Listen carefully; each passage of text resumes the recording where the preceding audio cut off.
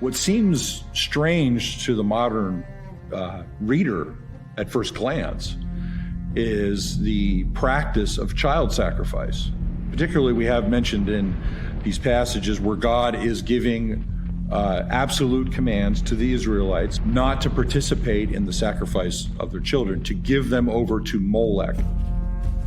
What we see in these warnings in the Old Testament that God is warning the Israelites are not just mere inventions. The Israelites are not just making up these gods, but they actually exist. All of it, though, involves the giving over of small children, usually very small from what we understand from the archaeological evidence, to these gods. In the book of Jeremiah, we see a mention of it that it looked like it was taking place in the valley of Hinnom, right outside the city walls of Jerusalem. What's interesting about that is eventually that place gained the name Gehenna, which Jesus uses the motif for hell. זעקת, השכמה. Perhaps the particulars have changed over time, but the spirit is still the same, and it has a thread all throughout history. We're going to sacrifice this child so we can get what we want in return. So the question is Molech being paid today? Our archaeological research shows definitively that this practice took place for over centuries. So why in the world would we think that it wouldn't persist today?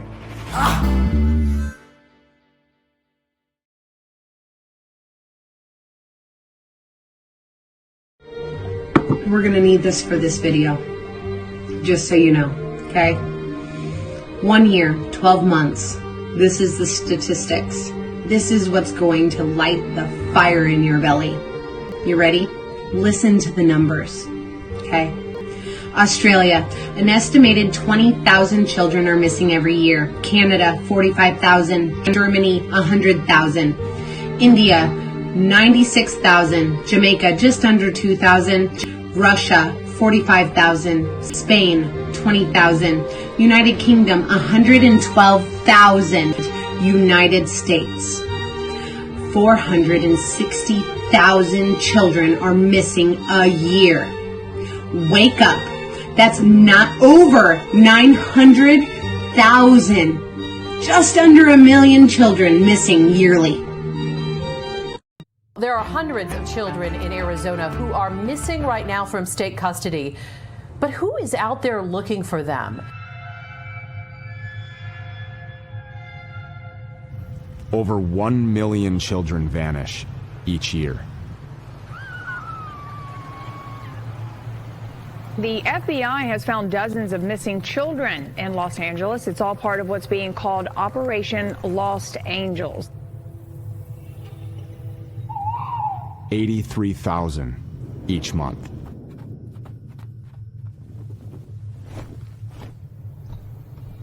They found nearly 978 children went missing in 2019.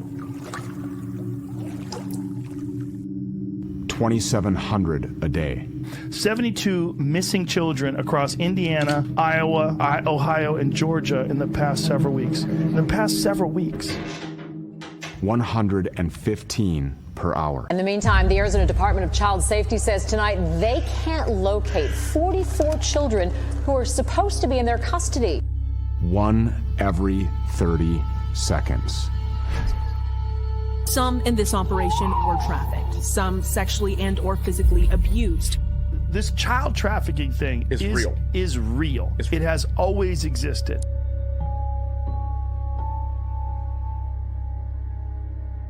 זעקת, השכמה. That's one of the things that we need to start breaking apart. I believe that instead of marriage, the state should offer two kinds of default agreements. One is custody over children. A child can have more than two parents. They don't have necessarily to be his biological parents or her biological parents. The person who takes responsibility for the child and someone must take responsibility for the child, needs to be obligated for certain criteria that the state should actually decide on. What does it mean that you are responsible for the child? And I believe, of course, it has to consume a lot of freedom for the child to be who she or he is. And you want the state deciding this? No, what do you mean the state? It's us coming together in a democracy, which we'll discuss, I suppose, later, what it means in a democracy. We all together decide what it means to be a good parent.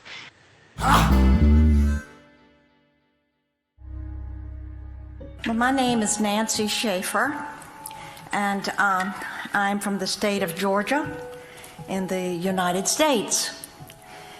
And thank you for your gracious invitation.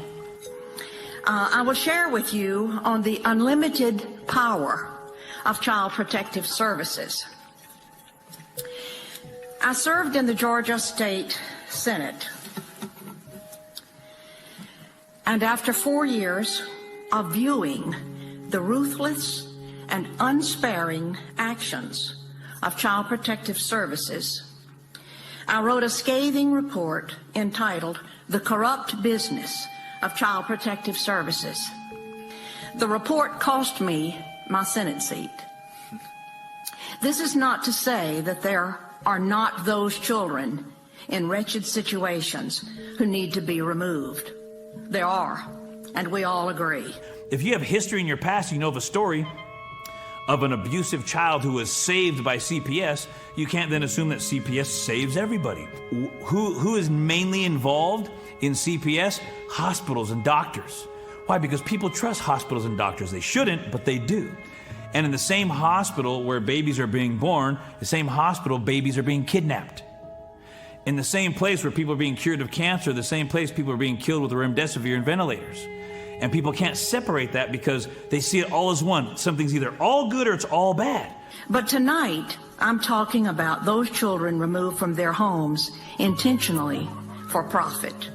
What is child trafficking? Child trafficking is when you kidnap a child for profit.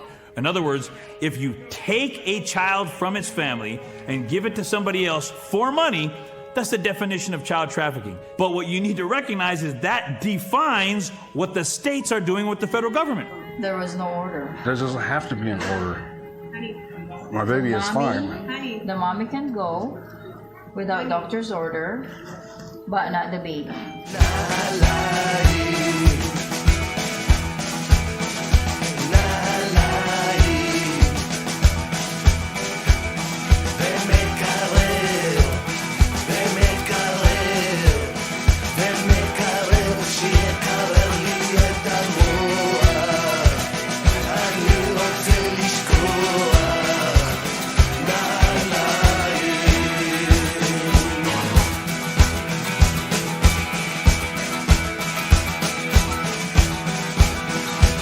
The states are taking children, giving them to somebody else for money that they get from the federal government.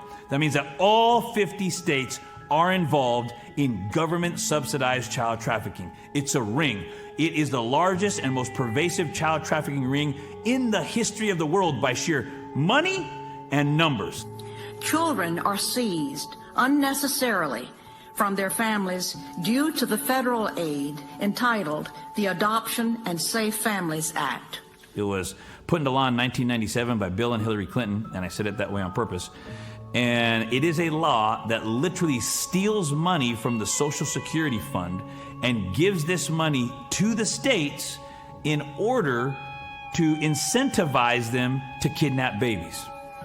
To receive the adoption incentives or bonuses, local CPS must have more children.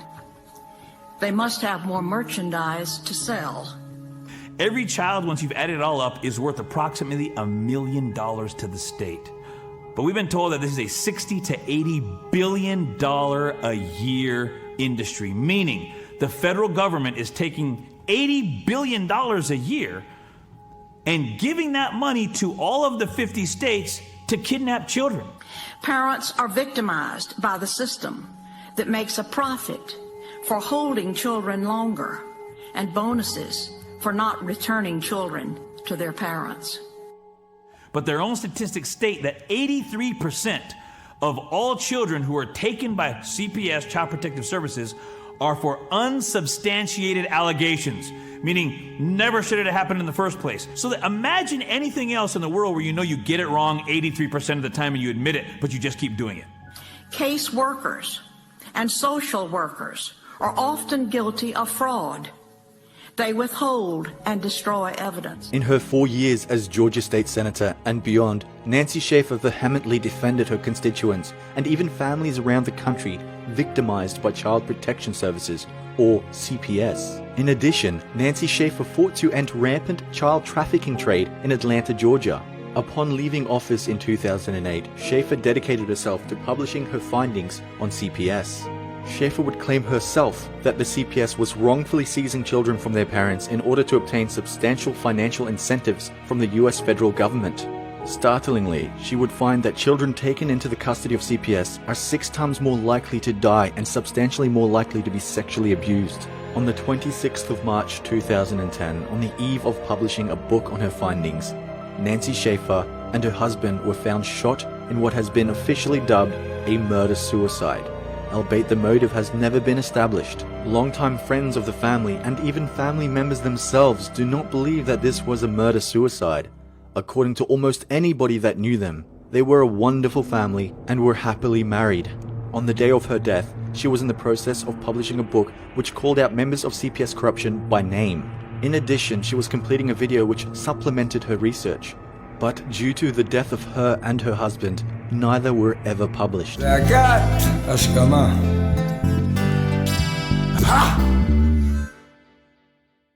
It doesn't make any logical sense as you study this all across the country, and it specifically doesn't make any sense in the case of my grandson, baby Cyrus.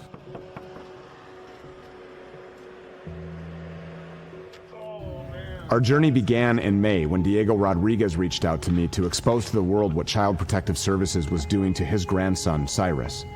At the time of this interview, the parents of baby Cyrus were gagged by Judge Lori Fortier under threat of imprisonment. And after starting to dig in, we had no idea how dark and how deep the rabbit hole would go. What is this about, sir? So this all started when my son Cyrus was having prolonged vomiting episodes. We had taken him to many different specialists to get checked out. Nobody could seem to find out what the problem was. We had just brought Cyrus back the following week from the hospital, from the ER. He had been discharged and everything. He was doing great. And then that week we had follow-up appointments with our specialists, nurse practitioners and such. That morning, I woke up with a sore throat, and I was gonna try to go to that weight check anyways, and my husband was like, you know what, just cancel, it's fine. And so she called in and she asked them if we could cancel the appointment, and she was just gonna reschedule for that following Monday. They didn't answer the phone, so she just left them a voicemail. And apparently, 20 minutes after that, they had called CPS and reported us just for that. And I woke up from my nap, and there was a text message from a social worker. My dad told my husband that the law enforcement had showed up at his home looking for my son and looking for us. In the evening, my wife was feeling much better. We went and we had dinner with our friend that had already previously been scheduled. That moment we pulled out, my sister spotted an officer, and she said, oh, look, there's a cop right there. I think he's following us. And when I looked forward, there was a second officer that turned in front of us. And immediately when that happened, I knew, okay, this is not going to be good. The police officer said, you know, hey, I just have a bolo out in your truck and I need to detain you until Meridian Police come. We got a call from Meridian Police Department detectives, okay, and for whatever reason, they're looking for your truck. And then it was just more and more and more, and pretty soon there was probably 10 to 15 police cars around, 20 different officers or so, right? The detectives came up and they told us, hey, you know, we have a CPS referral for you guys. It looks like you guys missed your appointment this morning. Okay, Levi, do me a favor, step out of the car. No, I want you to step out of the car. Okay, is that my right to speak? Not right now, son. Get out of the damn car. Get out of the car. I'm not gonna screw around with you, okay? Get out of the car right now. Get back now. Or you're gonna go to jail. Detained for what? We're not gonna screw with you. You understand? We're not to. What crime did I commit?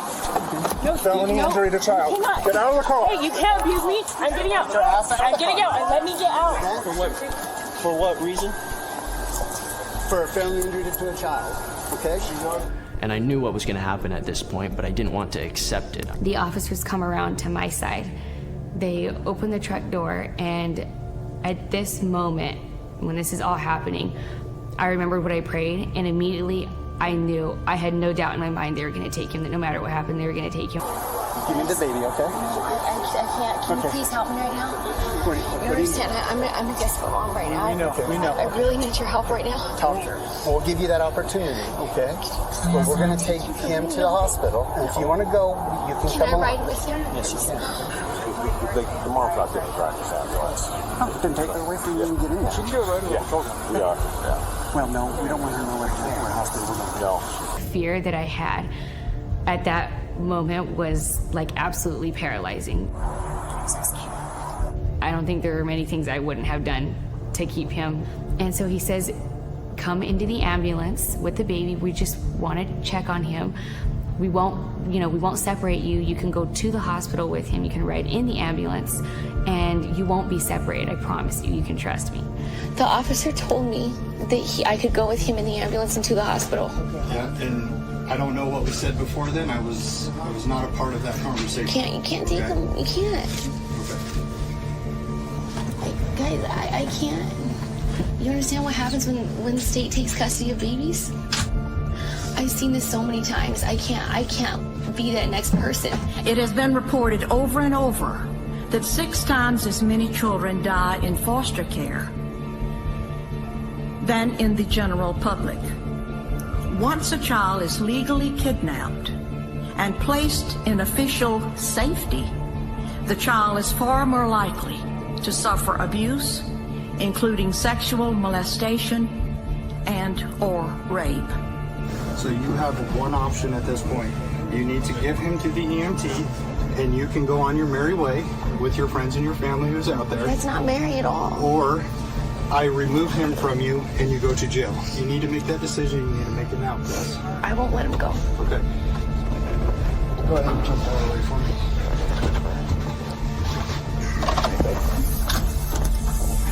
Okay, please let him go so he does not get hurt, okay? Come here, little buddy. Okay. I let him go. No, she's going to jail. Okay. I just said I couldn't, but I let him go. Put your hands on your back, please, okay? And he had his hands over the EMT's shoulder, like reaching out for me. They closed the ambulance door. That was the last thing I saw.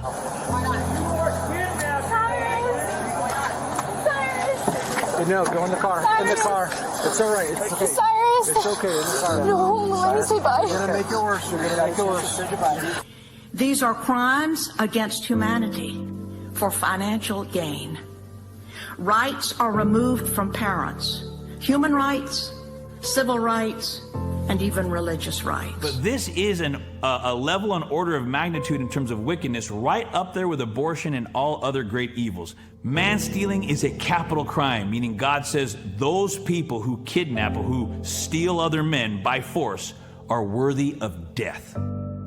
These parents, trapped in the system, become like refugees. They're dazed and glazed and have no one of whom to turn. They do not know what to do, and the loss of their children is devastating. In the middle of us being good parents, desperately trying to take care of him, now the government's just going to step in and say, okay, you're criminals, and we're taking your child from you. After having worked in this arena for several years, I do not believe that a single child comes out whole after having been in this system. And it is a growing criminal political phenomenon spreading around the globe. זעקת, השכמה.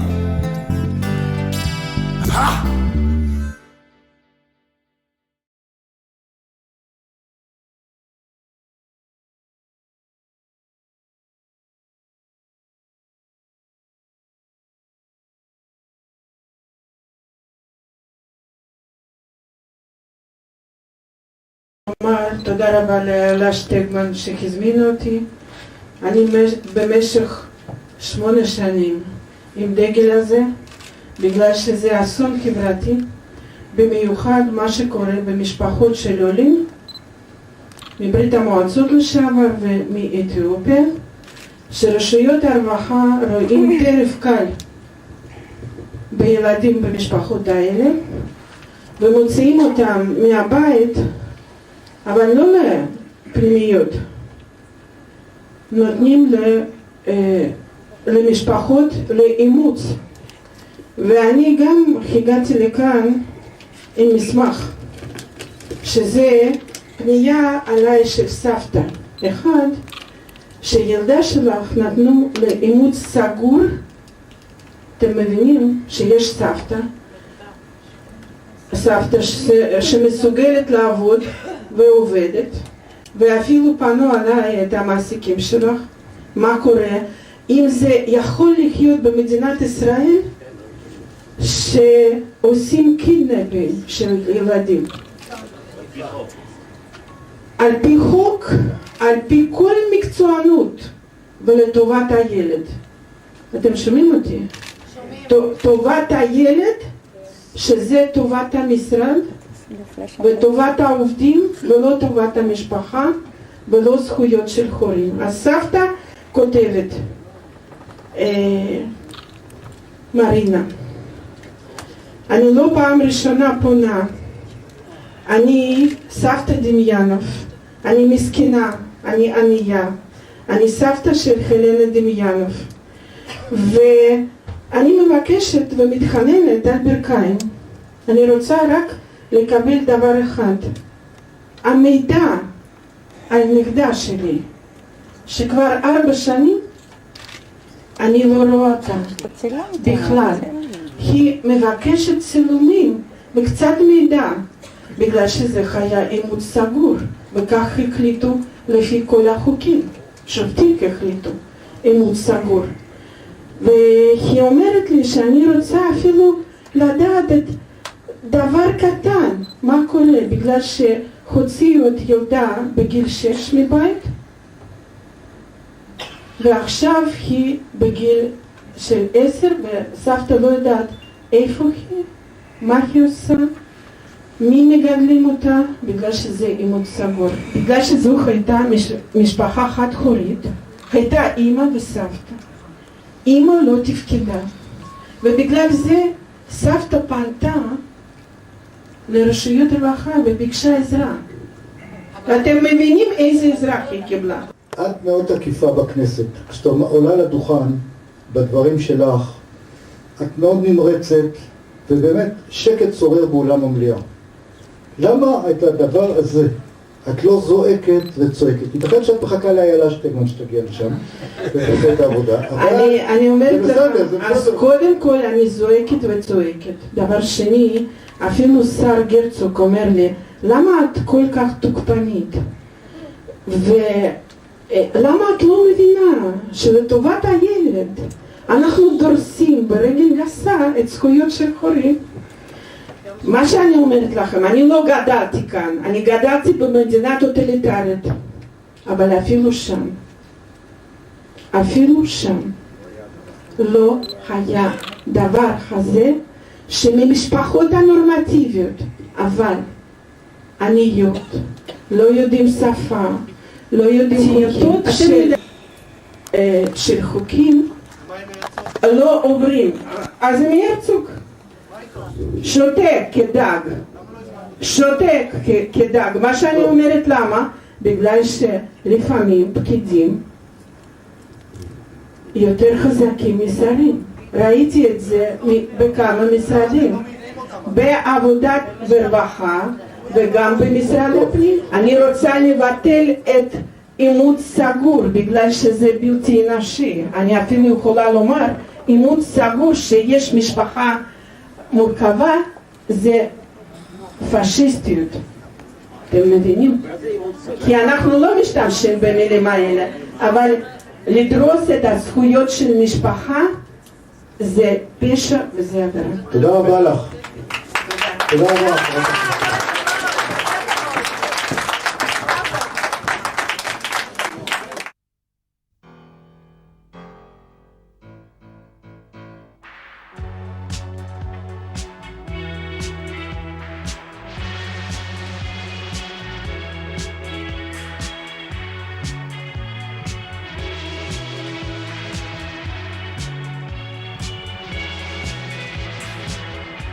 צריך שתדליקו לי נר, לא, לא. לא צריך שתדליקו לי נר, לא, לא.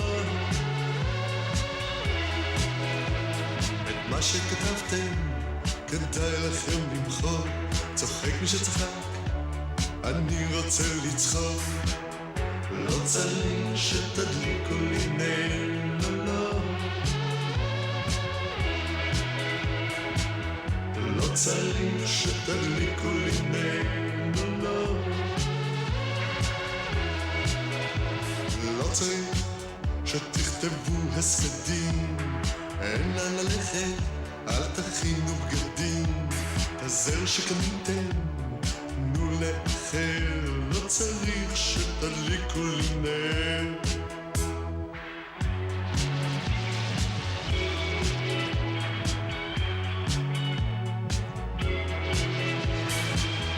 לא צריך שתדליקו לי נר, לא, לא.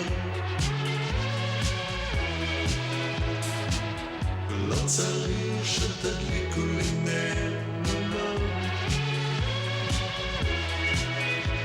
המוות די בטוח הוא עורב בפינה, לא כותב, לא, לא, לא לפי הזמנה, לפגישה שקבעתם הוא החליט לאחר, לא צריך שתדליקו לי נר, לא צריך שתדליקו לי נר, לא, לא, כלום לא בוער, לא צריך שתדליקו לי נר, לא, לא, כלום לא בוער, לא צריך לנחם אבלים, נימיס מחייב לדעת כללים, דמעות שהכנתם תנו לאחר, לא צריך שתדליקו לי נר,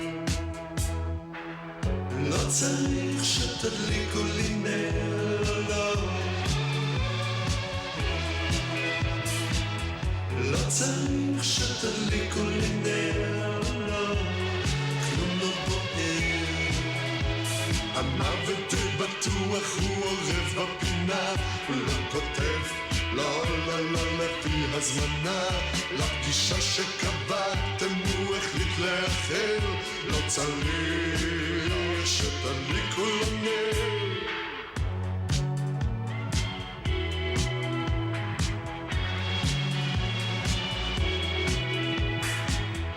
לא צריך שתדליקו לי נר, לא, לא, לא בוער, לא צריך שתדליקו לי נר, לא, לא, כלום לא בוער, לא צריך שתדליקו לי נר, לא, לא,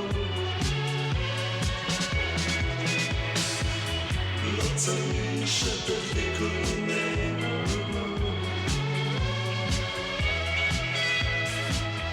לא צריך שתדליקו לי נר, לא, כלום לא בוער, לא צריך שתדליקו לי נר, לא, כלום לא בוער, לא צריך שתדליקו לי נר, לא, כלום לא בוער, לא צריך שתדליקו לי נר.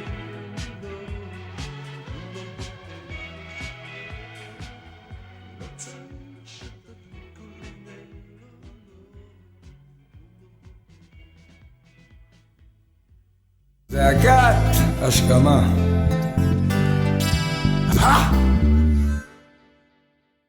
This is not funny. The core family, as we know it, unfortunately, is the least safe place for children. Not in Australia, in the Western world, and in more traditional societies, even more so.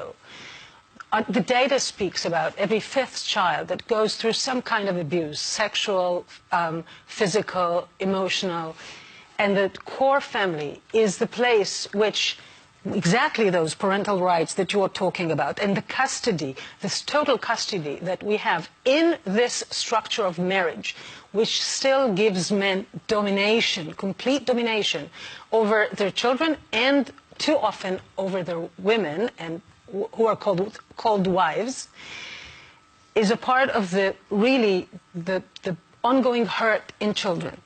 So I do want to put the discussion on parental rights in perspective and in context, and the context of what are the values of this core family that you are protecting so much.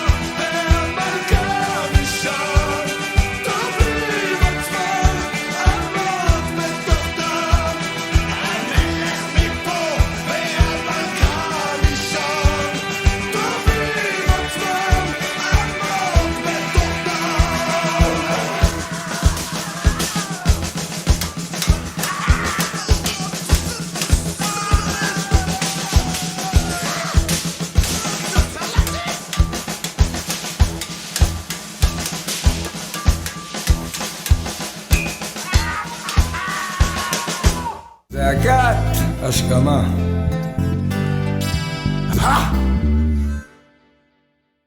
This is a spiritual battle.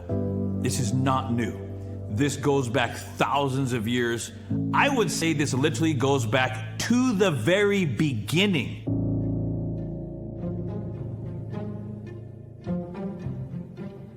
In order to understand this present darkness, of course we had to uncover its origins in the past. There was no other man more qualified than biblical archaeologist Henry B. Smith, Jr. of the Associates for Biblical Research. Archaeology is a tool that can be used properly and carefully as an apologetic resource, as an educational resource, as a biblical resource to help people understand that what we find in Holy Scripture are not stories, they're not myths.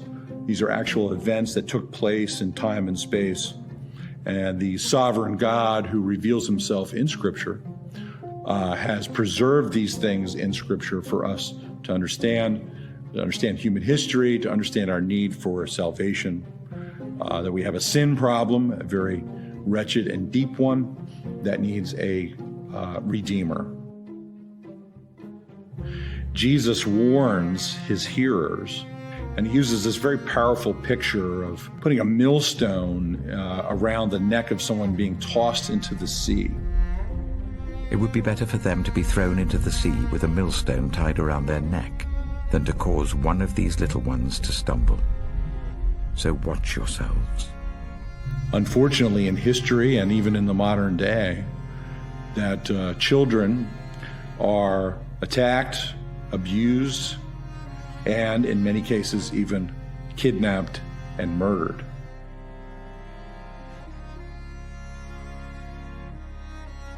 One of the first passages that we see in the Old Testament is both in Leviticus 18 and 20, and it refers to what seems strange to the modern reader at first glance, is the practice of child sacrifice. Particularly, we have mentioned in these passages where God is giving absolute commands to the Israelites not to participate in the sacrifice of their children, to give them over to Molech.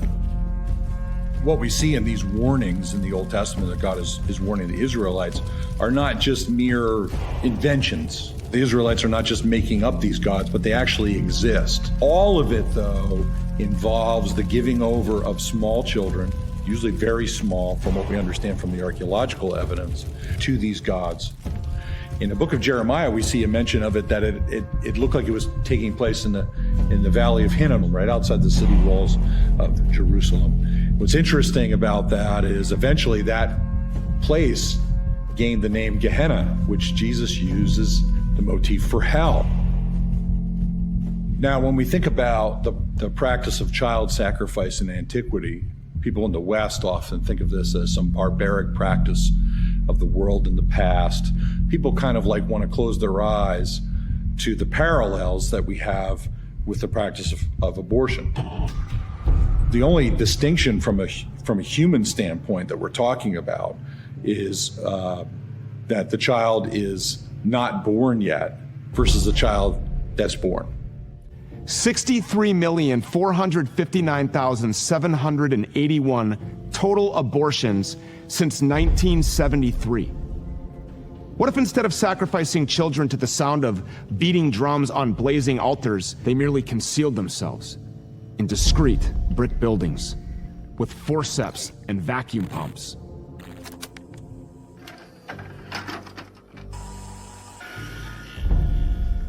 In 1984, one of the most disturbing and underreported cases of child sacrifice was discovered in a Los Angeles shipyard.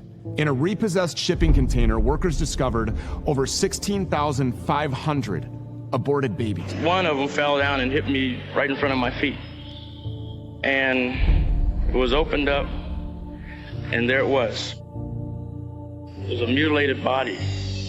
And the more closer I looked at it, it was a human body. And when I came to work the following day, I saw it myself. I couldn't believe it. And just little bitty babies, just all quarter pieces. Their heads chopped off, arms, legs. And as bizarre and demented as that sounds, in December of 2020, Indiana authorities discovered a total of 2,411 medically preserved fetal remains in the possession of Dr. Ulrich Klopfer. There seems to be no logical explanation for such a volume of deceased babies, until you learn that each one can yield thousands of dollars when sold to various institutions. Planned Parenthood is accused of some disturbing crimes today. Anti-abortion activists released an undercover video filmed last year. It claims to show a senior official discussing how the organization sells aborted baby parts. The value of the fetal brains alone in that container was $35 million. Yes, $35 million. The official narrative is that they were preserved due to an inability to properly dispose of them at the time of abortion. A far more reasonable conclusion is that they were moving product. In the past, sacrifices to Moloch might yield better crops or victory in battle. But this evil has evolved into a capitalist enterprise where the blood of these little ones translates into millions in profit. Perhaps the particulars have changed over time, but the spirit is still the same, and it has a thread all throughout history. We're going to sacrifice this child so we can get what we want in return. So the question is Moloch being paid today? Our archaeological research shows definitively that this practice took place for over centuries. So why in the world would we think that it wouldn't persist today?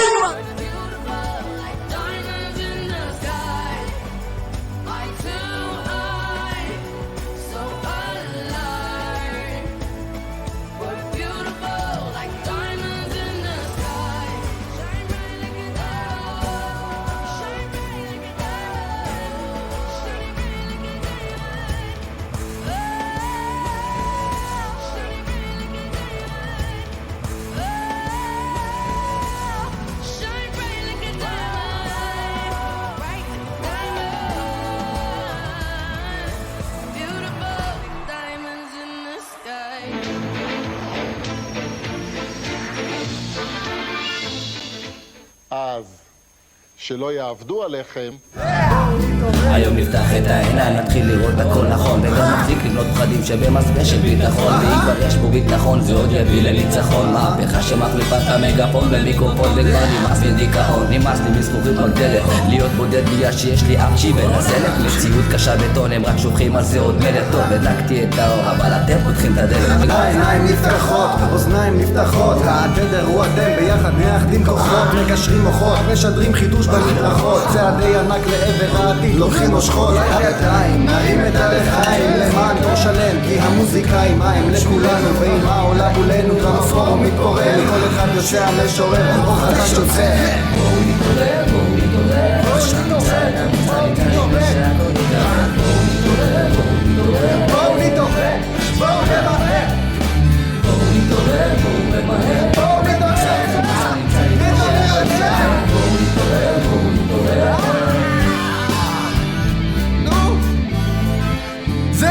הזמן לזעוק את הזעקה שבוערת בליבנו.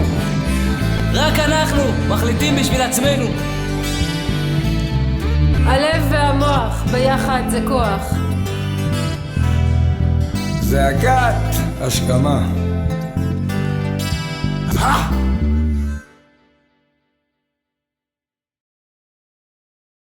The cross on the British flag, the Red Cross, that also is a Masonic institution.